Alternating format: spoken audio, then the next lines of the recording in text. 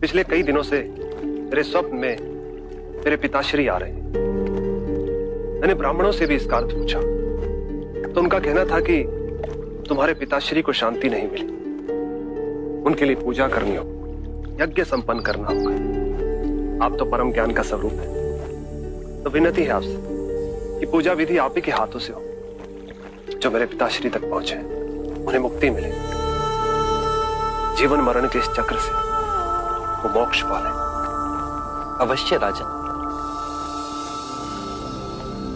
आप मिट्टी के 2 घड़े मंगवाइए, एक में घी भरवाइए और एक घड़े में कंकड़ पत्थर भरवाइए, और उन दोनों घड़ों के मुंह कपड़े से बंधवा दीजिए और उन्हें लेकर नदी के तट पर आइए। मैं वहीं आपकी प्रतीक्षा करूंगा।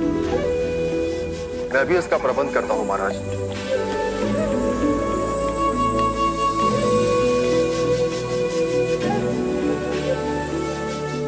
महाराज, अब आप इन दोनों घड़ों को पानी में डाल दीजिए।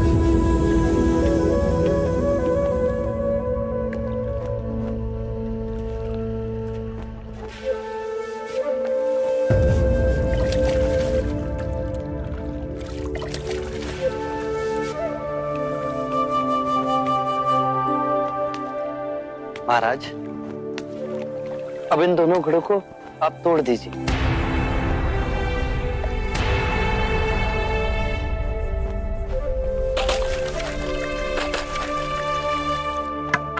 महाराज, अब आप ध्यान से देखिए कि ऊपर उठ पानी पर तैरने लगा।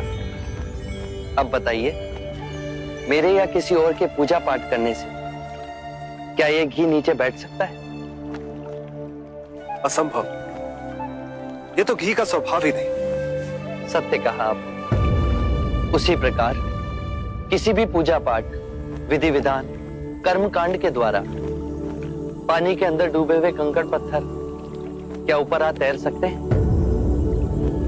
नहीं बुद्ध, ये तो प्रकृति के नियम के विरुद्ध है।